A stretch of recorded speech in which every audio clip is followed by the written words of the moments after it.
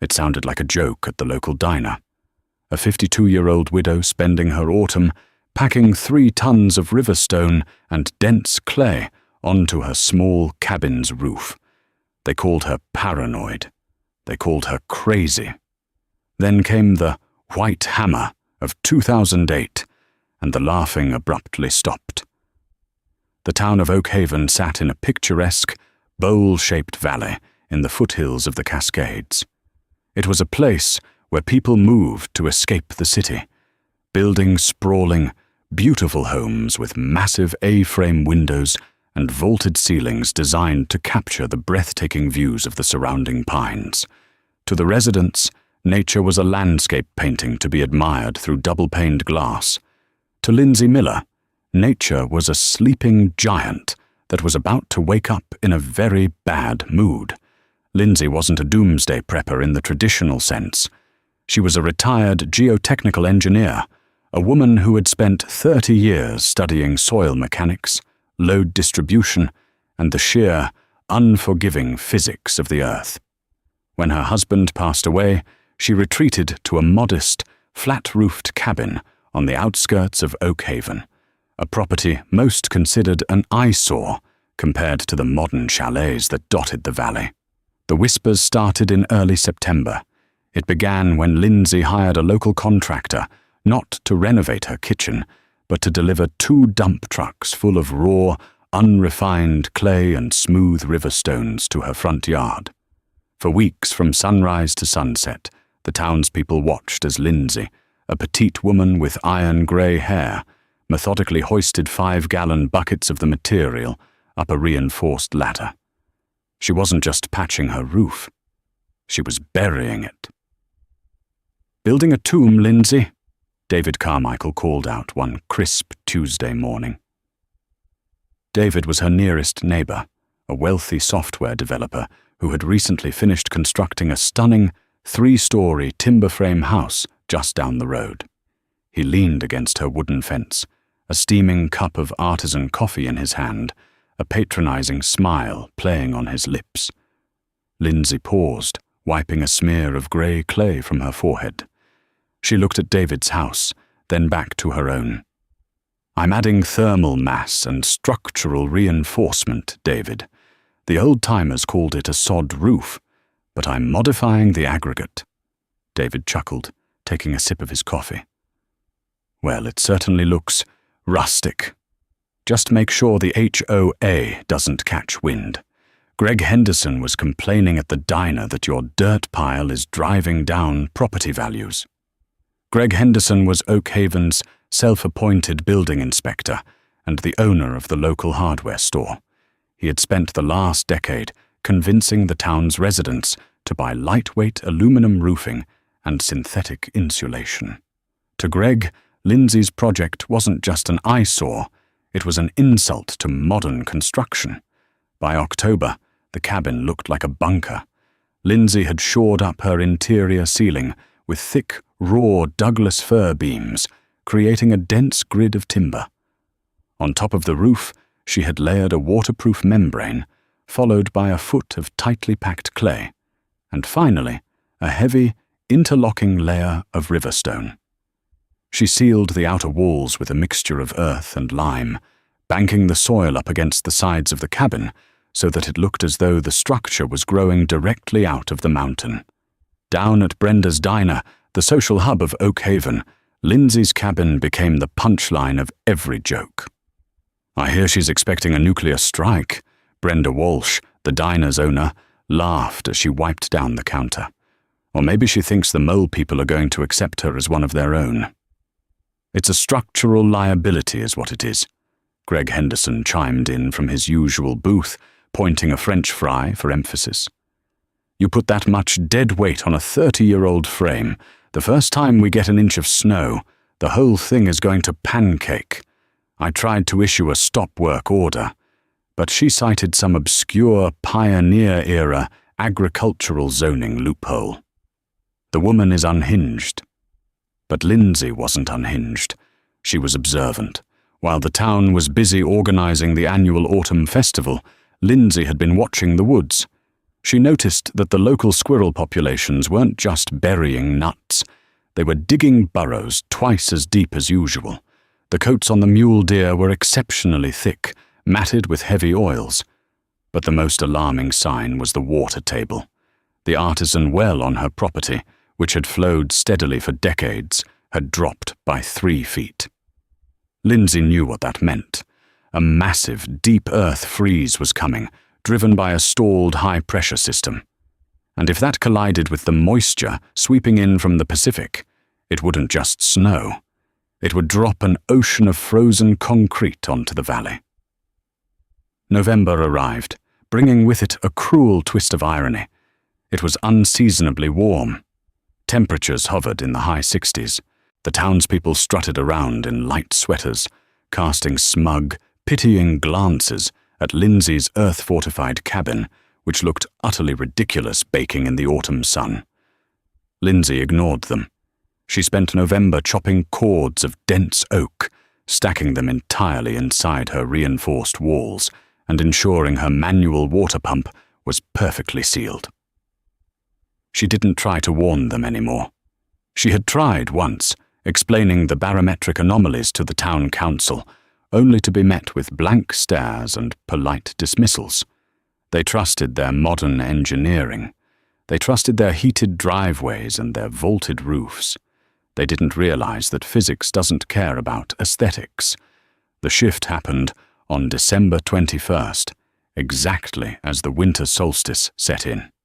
It didn't begin with a storm warning. It began with an eerie, suffocating silence. The local weather station in Seattle had predicted a moderate winter dusting, expecting the Pacific moisture to blow over the mountains. But the high-pressure system Lindsay had tracked suddenly stalled directly over Oakhaven, trapping the moisture in the bowl-shaped valley. At 2 p.m., the temperature was a comfortable 45 degrees. By 3 p.m., it was 10 degrees. Inside her cabin, Lindsay felt the drop in barometric pressure physically. Her ears popped. She walked to her small, triple-paned window and looked up at the sky. It wasn't the soft white of a snowstorm. It was the color of bruised iron, a heavy, dark purple that seemed to press down on the treetops. Then, the snow began. It wasn't the light, fluffy powder that skiers prayed for. It was a heavy, wet, dense precipitation, a phenomenon meteorologists call concrete snow. Because of the bizarre temperature clash, the snow was partially melting as it fell, then instantly refreezing the moment it touched a surface. By 6 p.m., the town of Oakhaven was buried under 2 feet of this dense slush-ice hybrid. By 8 p.m., the depth reached 4 feet, and the snowfall was actually accelerating. Down in the valley, the illusion of modern safety shattered almost immediately. At 8:15 p.m., a massive spruce tree, heavily laden with thousands of pounds of ice, snapped like a dry twig and crashed through the valley's main transmission line. The power grid failed instantly. Oakhaven plunged into darkness. Inside his luxurious A-frame, David Carmichael cursed as his lights flickered and died. He wasn't overly concerned at first. He had an automatic standby generator. But when he heard the generator sputter and die 10 minutes later, a cold knot of dread formed in his stomach. He bundled up and forced his front door open against a solid wall of snow, wading out to the generator housing. The intense flash freeze had caused condensation in the fuel line to turn into solid ice, cracking the intake valve. Back inside, without the forced air heating to keep the ambient temperature up, the true horror of the storm began to reveal itself. David stood in his grand living room, looking up at his beautiful vaulted ceilings. For the first time, he heard it. Groan. Snap. It was the sound of the wooden trusses protesting under the weight. Every cubic foot of the concrete snow weighed nearly 20 pounds. David's expansive, sloping roof, designed to shed light powder, was currently holding an estimated 40 tons of dead weight, The sleek aluminum roofing that Greg Henderson had sold him provided absolutely no friction.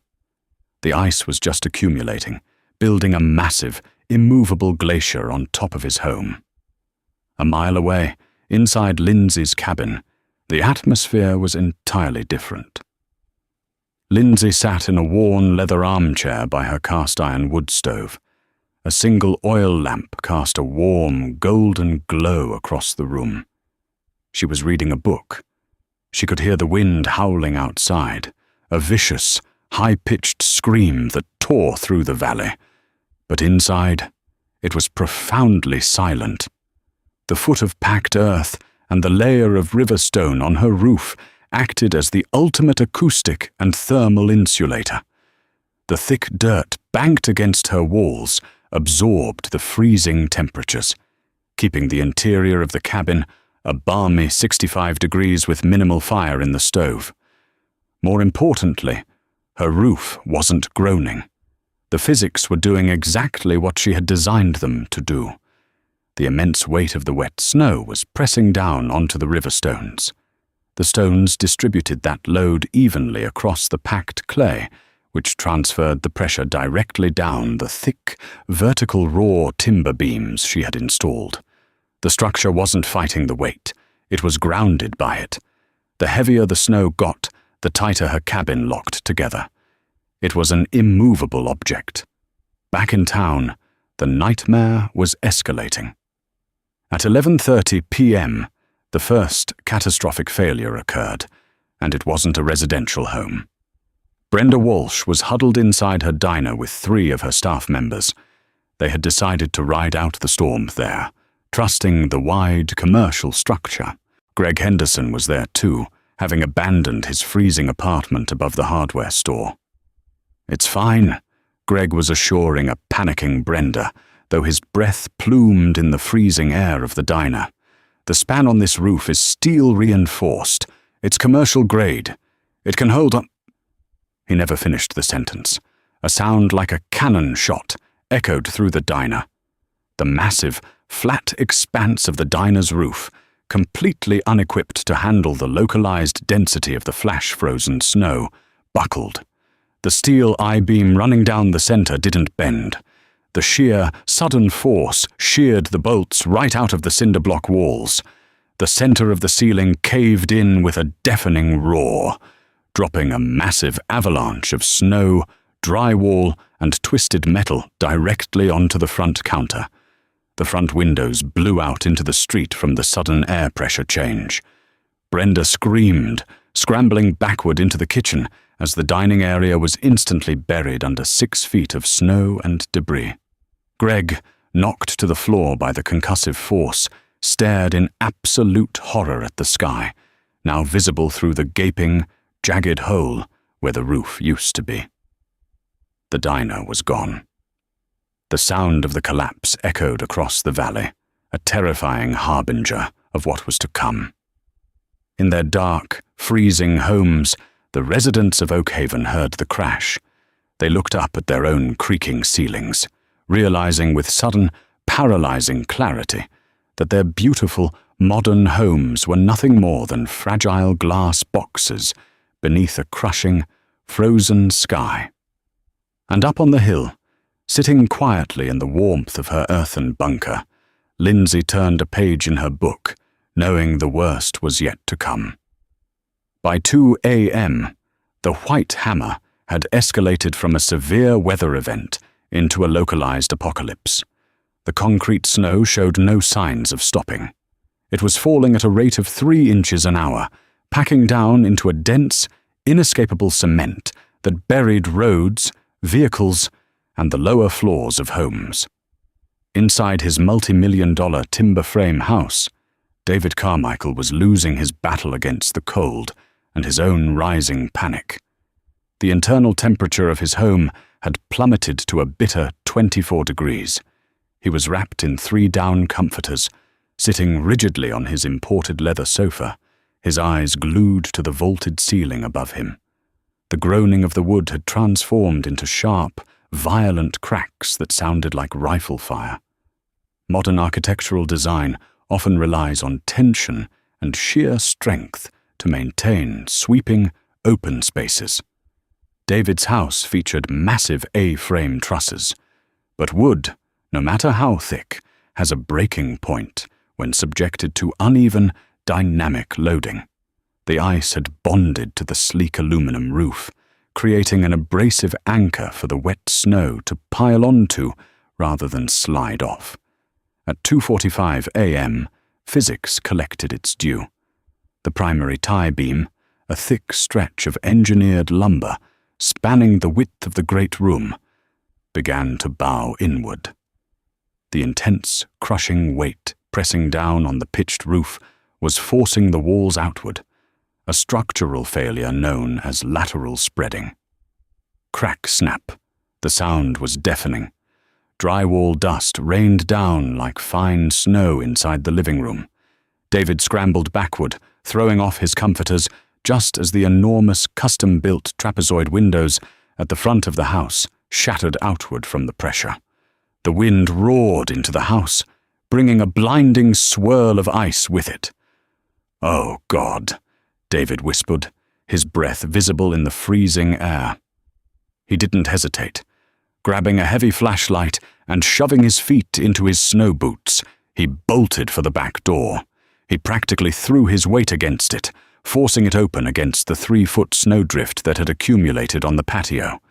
He waded out into the brutal, biting wind, sinking up to his waist in the heavy slush. He turned around just in time to watch his dream home die. With a sickening, prolonged crunch, the main ridge beam of the A-frame splintered. The entire roof structure folded inward like a crushed cardboard box, pancakking the second floor down into the living room. The sheer force of the air being expelled blew the remaining windows out into the yard. Millions of dollars of modern engineering reduced to a jagged pile of timber and ice in less than 5 seconds. David stood paralyzed in the freezing dark. The wind was howling, a sound so loud it masked the distant crashes echoing throughout the valley as other roofs began to fail. He wasn't the only one. Down the road, a small, desperate procession was already forming. Greg Henderson, his face bruised and bleeding from the diner's collapse, was leading Brenda Walsh and a young mother named Chloe Bennett, who was clutching her terrified 5-year-old son, Tommy. They had narrowly escaped the collapsing commercial district, wading through waist-deep snow to try and reach higher ground. "David!" Greg bellowed over the wind as he saw the silhouette of his neighbor standing before the ruined A-frame. "David, you have to move! The community center just caved in. Arthur Pendleton's roof went 10 minutes ago. We can't stay down here." David stumbled toward the group, his teeth chattering uncontrollably. The cold was seeping through his expensive ski jacket, sapping his energy at an alarming rate. Hypothermia in these conditions would set in within the hour. Where do we go?"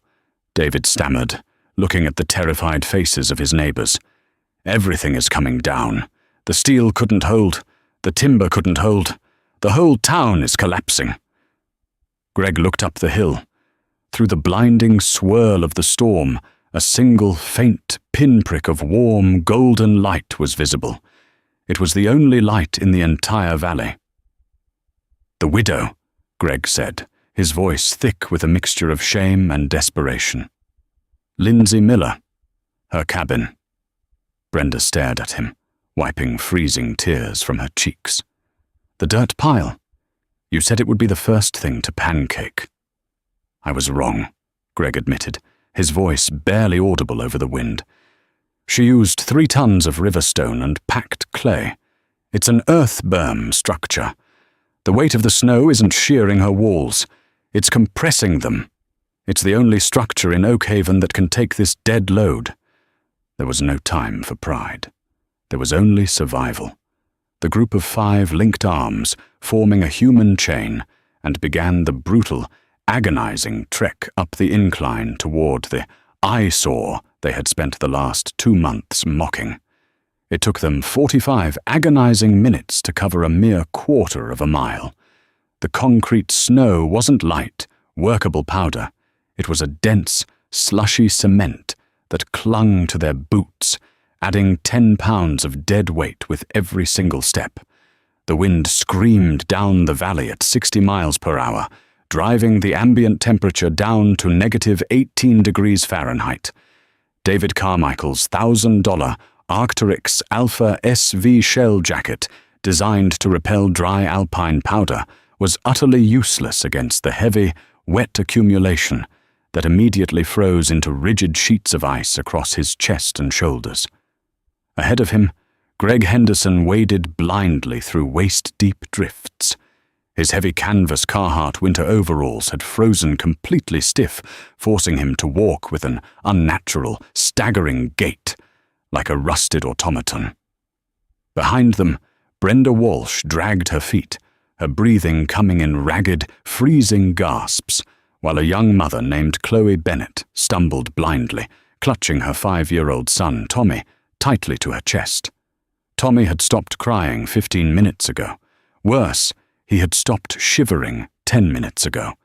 In the brutal, unforgiving mathematics of extreme cold, a child's silence is the loudest, most terrifying alarm bell of late-stage hypothermia.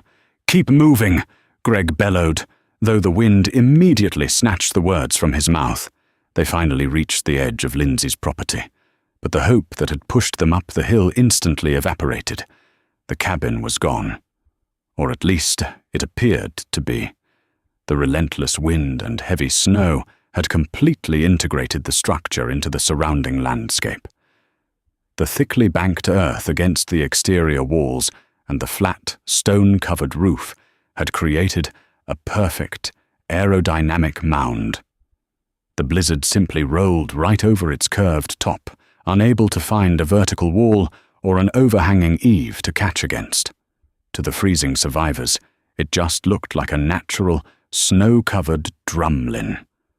Worse still, the specific aerodynamics of the storm had created a deadly, unforeseen complication. The wind whipping over the sod roof had deposited a massive, curling cornice of dense snow directly in front of the porch. A 10-foot-high, impenetrable wall of packed ice now completely buried Lindsay's front door. "No!" David screamed, falling to his knees in the waist-deep snow. He clawed uselessly at the solid ice block, snapping his fingernails against the frozen surface. "Lindsay! Lindsay, we're out here!" Chloe collapsed into the snow, wrapping her body entirely around Tommy in a desperate, futile attempt to share body heat she no longer possessed. Brenda fell beside them, too exhausted to even weep. Greg looked around wildly, his flashlight cutting a weak, erratic beam through the driving snow. "The vent!" he suddenly shouted, grabbing David by the frozen collar of his jacket. "When I inspected the site, she installed a subterranean root cellar. It has an external bulkhead on the southern elevation." They abandoned the front of the house and waded furiously through the drifts along the side of the buried berm. Greg found the faint outline of a depression in the snow and began digging with his bare, bleeding hands, like a madman. David joined him, throwing chunks of frozen earth and ice over his shoulder. Suddenly, the ground beneath them shifted. A heavy, insulated steel bulkhead door, secured with industrial Simpson strong-tie brackets, heaved upward from below, cracking the crust of the ice. The heavy door was pushed open by a hydraulic piston, and the golden, flickering light of a kerosene lantern spilled out into the blinding white maelstrom. Lindsay Miller stood at the bottom of the concrete steps, wrapped in a heavy Pendleton wool blanket. The ambient heat rolling out of the cellar hit the survivors like a physical wave. She didn't look surprised, and she wasted no time on pleasantries. "Get the child inside immediately," Lindsay commanded, her voice cutting sharply through the roar of the storm. "Move!"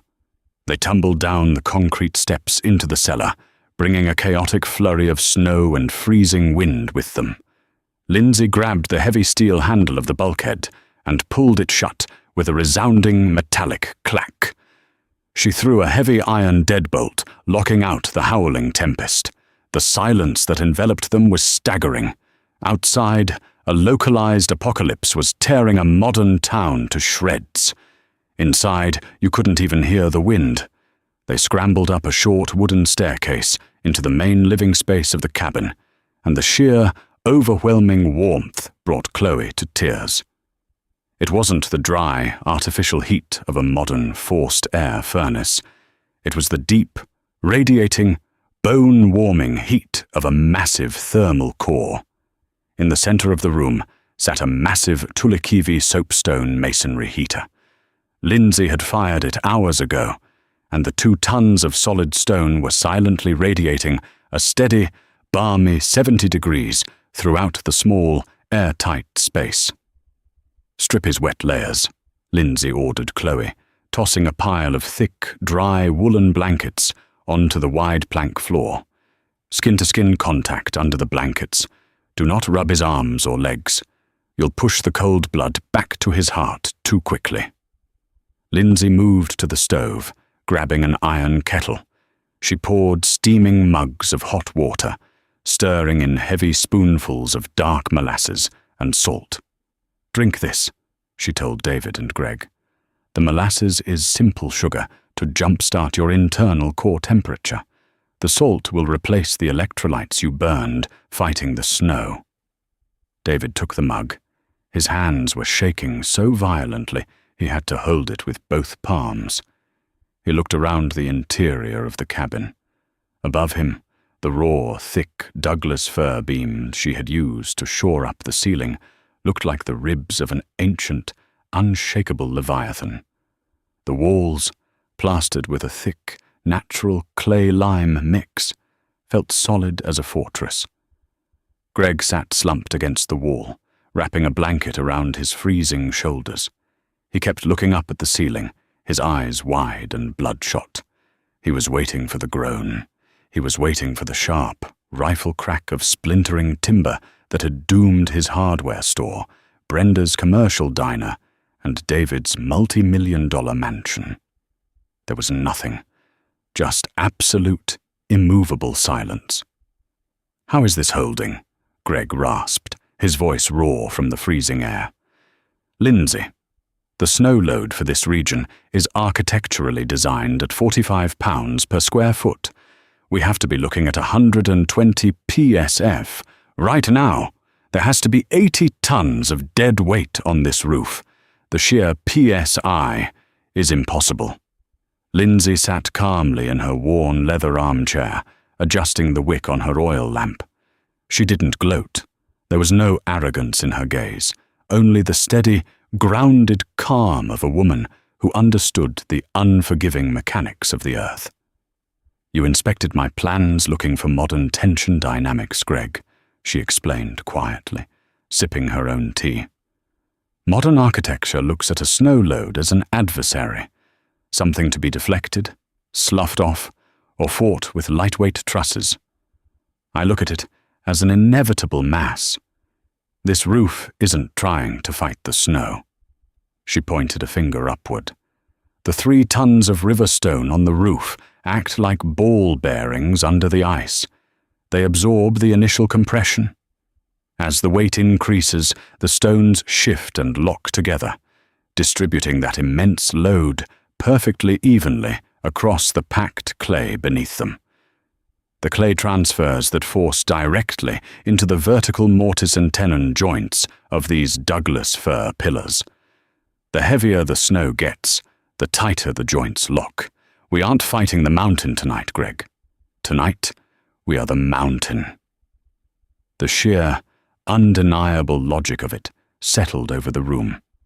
They had built beautiful, fragile glass castles to look at nature, relying on aluminum and synthetic insulation. Lindsay had built a bunker to survive it, utilizing mass, gravity, and the earth itself. The survivors spent the long, agonizing night huddled around the soapstone heater. By 3 a.m., Tommy's color had finally returned, and he fell into a deep, natural sleep against his mother's chest. But the adults didn't sleep. Every hour or so, a muffled, distant, deep bass thud vibrated through the floorboards, traveling through the bedrock itself. It was the horrific sound of another structure in the valley below giving up the ghost. Around 4:15 a.m., a massive, grinding metallic screech echoed faintly through the walls, the sound of the steel girders at the high school gymnasium tearing apart under the ice. With every collapse, David flinched, haunted by the memory of his own roof caving in. When the pale, grey light of morning finally bled through the top edge of Lindsay's buried, triple-paned window, the storm had broken. The relentless roar of the wind had finally died.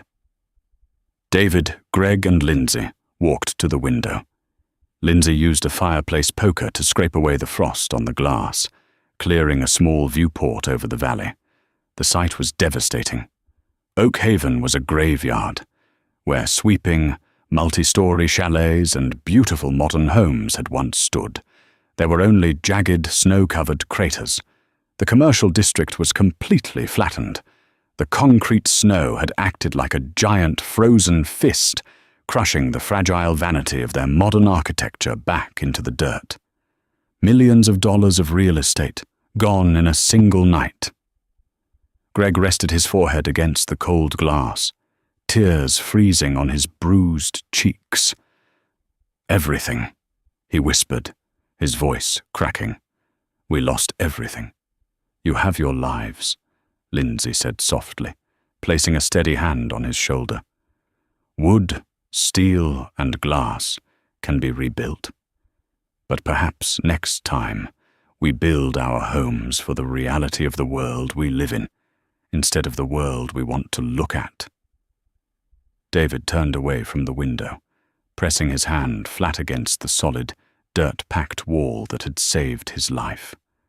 The smug, patronizing laughter from the diner felt like a lifetime ago. As he felt the quiet, unyielding strength of the earth beneath his palm, he knew, with absolute certainty, that he would never build a glass house again. When the spring thaw finally came, Oak Haven was a graveyard of shattered timber and twisted metal. On the hill, however, the little earthen cabin stood perfectly intact, a testament to the undeniable laws of physics. They never rebuilt the town the same way. The mocking laughter was entirely gone, replaced by a profound, quiet respect for the widow, who knew that to survive nature, you must first embrace its weight.